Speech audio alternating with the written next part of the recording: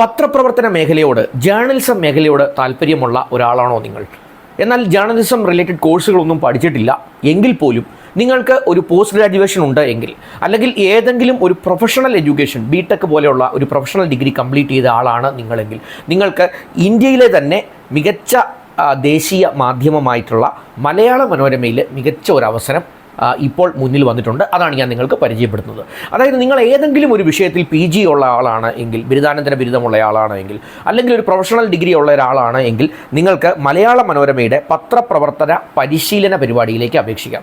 അതായത് ഏതാണ്ട് ഒരു വർഷത്തെ ട്രെയിനിങ് നിങ്ങൾക്ക് നൽകി മലയാള മനോരമ അവരുടെ ജേർണലിസ്റ്റുകളെ അതിലൂടെ ഹയർ ചെയ്യുന്ന ഒരു പ്രോഗ്രാമാണിത്. അപ്പോൾ ഈ പരിശീലന പരിപാടിയിലേക്ക് സെലക്റ്റഡ് ആയാൽ തന്നെ ആദ്യം ഒരു വർഷം നിങ്ങൾക്ക് പരിശീലനമാണ്. ആ കാലയളവിൽ ഏതാണ്ട് 27,500 രൂപ നിങ്ങൾക്ക് സ്റ്റൈഫൻഡ് നൽകിക്കൊണ്ടാണ് അവർ പരിശീലനം നൽകുക.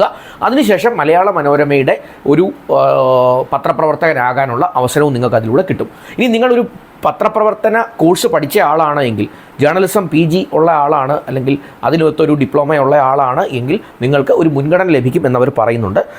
നല്ല എഴുതാനുള്ള കഴിവ്, മലയാളത്തിൽ എഴുതാനുള്ള കഴിവ്, ഭാഷാജ്ഞാനം, അതുപോലെ തന്നെ സാമൂഹിക വിഷയങ്ങളെക്കുറിച്ചുള്ളൊരു ബോധം, ചരിത്ര കാര്യങ്ങളെക്കുറിച്ചും രാഷ്ട്രീയ കാര്യങ്ങളെക്കുറിച്ചും സാമൂഹിക വിഷയങ്ങളെക്കുറിച്ചുമൊക്കെയുള്ള നല്ല ധാരണയുള്ള ഒരാൾ, ഇത്തരത്തിൽ പത്രപ്രവർത്തനവുമായി ഒരു ഇൻട്രസ്റ്റ് ഉള്ളയാൾ, ഇത്തരം കാര്യങ്ങളൊക്കെ ഉള്ളവരാണ് നിങ്ങളെങ്കിൽ നിങ്ങൾക്ക് ഇത് തീർച്ചയായിട്ടും അപേക്ഷിക്കാം. അപ്പോൾ അപ്ലൈ ചെയ്യാൻ വേണ്ടി നിങ്ങളുടെ ഒരു ഡീറ്റെയിൽഡ് ആയിട്ടുള്ള റെസ്യൂമേ അയച്ചു കൊടുക്കുക എന്നുള്ളതാണ് ഒന്നാമത്തെ കാര്യം. അതിനോടൊപ്പം 2 പേജിൽ കവിയാതെ ഒരു രസകരമായിട്ടുള്ള ഒരു കുറിപ്പും കൂടെ എഴുതണം. 2 പേജിൽ കവിയാത്ത ഒരു കുറിപ്പ്. അതിൻ്റെ വിഷയം ഇതാണ്: ബാല്യകാലത്തിലേക്ക് ഒന്ന് തിരിഞ്ഞു നടന്നാൽ എന്നുള്ള വിഷയത്തിനെക്കുറിച്ച് 2 പേജിൽ കവിയാത്ത ഒരു ആർട്ടിക്കിൾ നിങ്ങളൊന്ന് തയ്യാറാക്കുക. അത് സ്വന്തം കൈപ്പടയിൽ എഴുതി അതുകൂടെ ഉൾപ്പെടുത്തി നിങ്ങളുടെ ബയോഡേറ്റയോടൊപ്പം അപ്ലൈ ചെയ്യാൻ ശ്രമിക്കുക. അപ്ലൈ ചെയ്യേണ്ട അഡ്രസ്സ് ഞാൻ ഡിസ്ക്രിപ്ഷനിൽ ഇട്ടിട്ടുണ്ട്. ആ ഡിസ്ക്രിപ്ഷനിലുള്ള അഡ്രസ്സിലേക്ക് ഇതൊന്ന് അയച്ചു കൊടുക്കാൻ ശ്രമിക്കുക.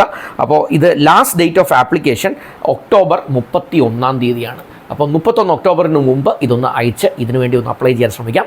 പത്രപ്രവർത്തന മേഖലയിലേക്ക് മികച്ച ഒരു എൻട്രിക്കായി. Wish you all the best.